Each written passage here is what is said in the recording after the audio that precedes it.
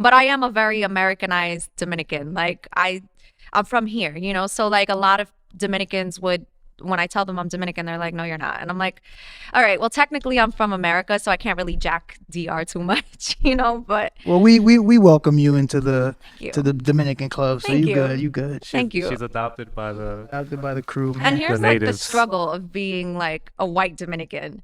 I went to like a really white school, my college. So back to like what I was saying, and why I didn't fit in socially. My college was very, very white, like preppy, Upper East Side. I went to Pace. Yep, they were yuppies. Basically. So was it? I don't think yuppies is No. even the word. Oh, it Yeah, was like beyond that? like think like the white.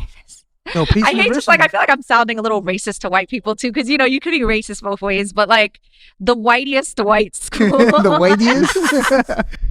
just very preppy. Like think like Upper East Side private school, like preppy. They got the shorts with the shorts with the polo. sweater tie around, yeah, the like- Okay, yuppies. Yale type. The Yep. Yale type, yeah, exactly. Like so, I didn't fit in with that their people. I just didn't fit in. I was tattooed.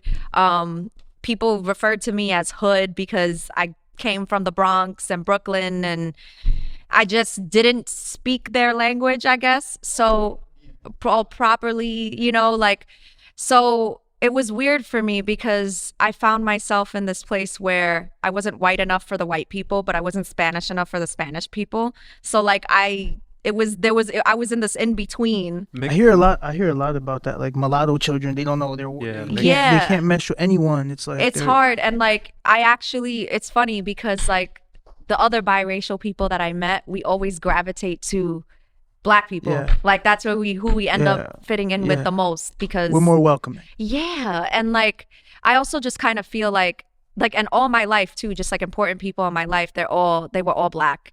And they were the people that like really stood up for me when like they saw me being, so just like kind of back to my childhood, like I feel like there were some aspects where I was treated like unfairly and like I needed someone to kind of, I was always me, like defending me, so to have someone kind of like step up and be like, Have your back. have my back, like, and it was always a Black person. And I feel like it's like being adopted into like a family that wasn't your own and kind of feeling like the odd one out just like gave me this deeper understanding of like how like Black people must feel, like they know what it's like to be ostracized from something, from a group of people. And like I felt that my whole life, like literally my whole life. And I feel like this is why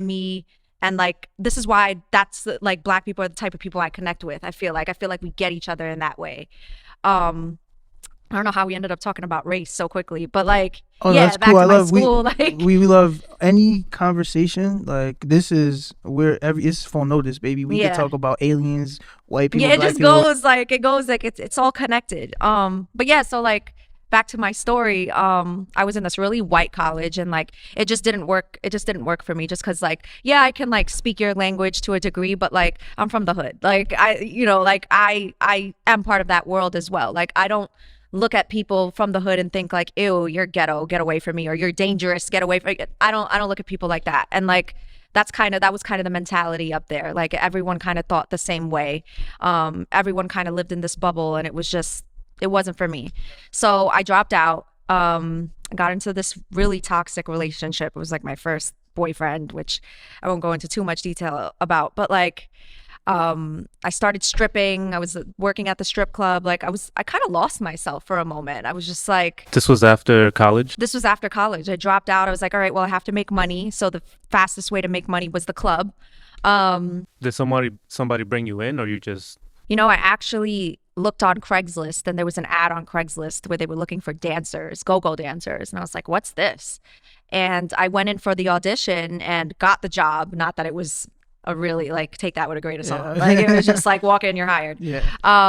And I went in and you just were dancing on stage, and I was just like, all right, like this is easy enough, and guys threw money at you. Was it dancing? There's different kinds of clubs. So was this like the white people club, or was it no, like this was like, no offense, but this was like a Mexican spot in Corona, like hole in the wall,